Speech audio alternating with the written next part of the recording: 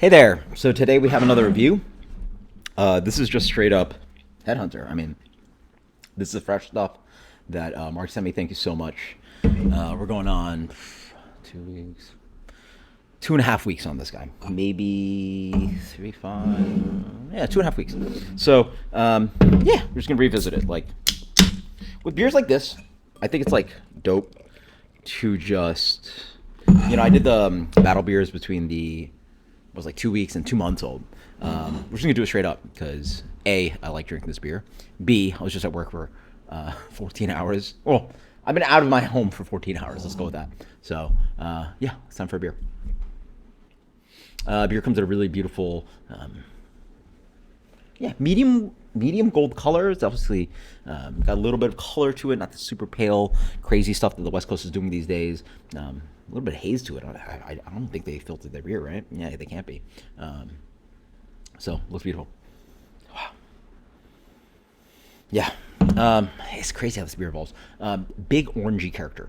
I get this kind of like grapefruit and citrus tone, along with some like papaya mango character. Actually, it somewhat reminds me a little bit of IB Yusuf, even though the hops are very different. IB Yusuf, yeah, I had that last night.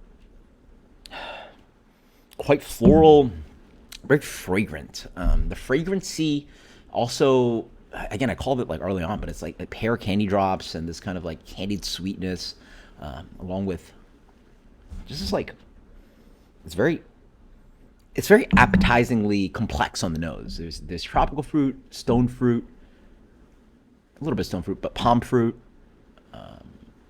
tropical citrus, and then a little bit of like dankness, stickiness on the back end, a little bit of like malt sweetness. Oh yeah. So this beer is dumb. At 7.5%, it just really like, yeah. It's just like bitter water for me. Bang. Like, my palate's pretty acclimated to this beer. So, wow. And the waves of echoing hop character are so delicious. And I guess it's probably what my body wants right now. Some bitterness, some hops, a little bit of alcohol, right? 7.5, a little bit of alcohol. So again, there's this echoing hop character and this like lingering dankness that's just sitting on the palate. A lot of beers don't offer that kind of like dankness. Again, like I keep naming beers like Heady Topper because like it's just like such a unique beer and it has that like theme of dankness, and this beer really rides on that quite hard actually when fresh. Crazy thing, you end up losing that and then it tastes more like a standard West Coast IPA. But fresh, it's like vibrant, glowing. It has this like shine to it. This like neon thing that's like vibrates, right? Oof, yeah. And then underneath, you have to look for it.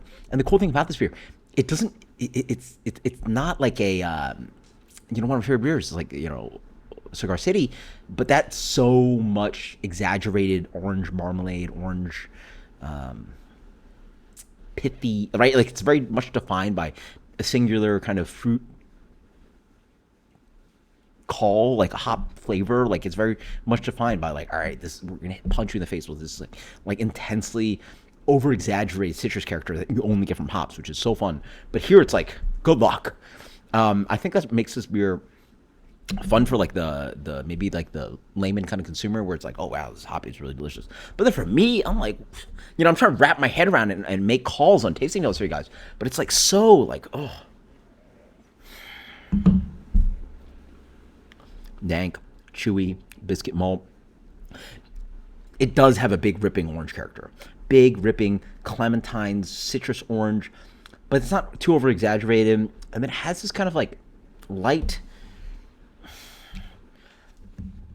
like candied thing that's like, I like the call on like sweet pear candy kind of thing, like those white gummy bears, right? Like the clearish ones that just don't really have too much of a distinct kind of like punch you in the face kind of a jammy flavor, right? It sort of has this like ambiguous fruitiness, sort of like fruit punch. Fruit punch is very much defined by the punchiness of XYZ fruit, but a good amount. I think if you read the label on like fruit punch, a good amount of like just pear juice, which has this kind of like ambiguous fruitiness that helps boost up, right? It's that middle rounding tone instead of the punchy red flavors that fruit punch has, right? I don't drink fruit punch anymore, but.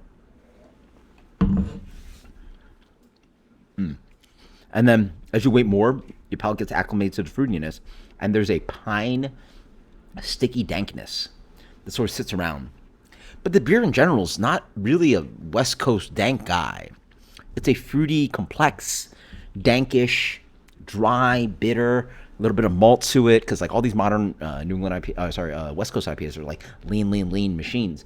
This is probably leaned up through the years, just to adjust to the market, and they change the recipes, but it still has a little bit of fat to it, a little chew, right?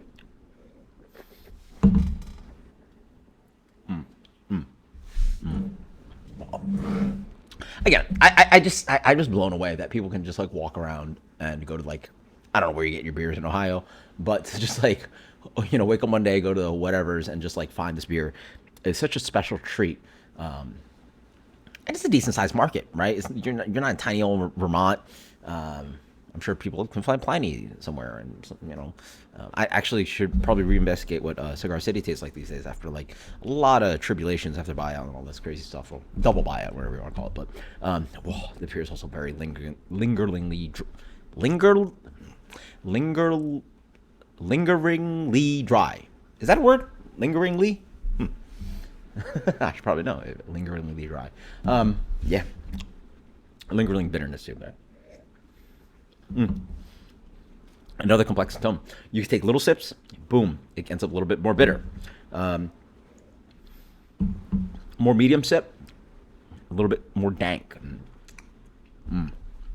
Quite a very dry beer. A bigger gulp, now you get a little more fruity sweetness, a little more fat to the beer, a little bit more malt shows up. Still ends up with that back end. So the beer is absolutely delicious. Yeah. I mean, yeah, this is gonna have to be on best beer of the year. I mean, I hate to do it to you guys, but the amount of Headhunter videos I've done this year is in the dozens. So 100 plus out of 100. This is one of the GOAT IPAs out there. So if you can get your hands on some, please do. If you don't, trade for it or something. Like pay for somebody to just go to the store and buy you something. Like, what 12? How much is a six pack of this guy? 12, 13? I don't know. With shipment, and you have a good friend, do it. Or even like somebody on the beer forum, who knows? But you can get this versus whatever stupid, no offense, hazy $16, $18, $20 IPA. Excuse me, from your local brewery. I'm sure you love your local brewery, but nonsense. Like, I sort of hate where the world of hazy IPA has gotten. Probably another beer video, but 100 out of 100. Until next time, cheers later.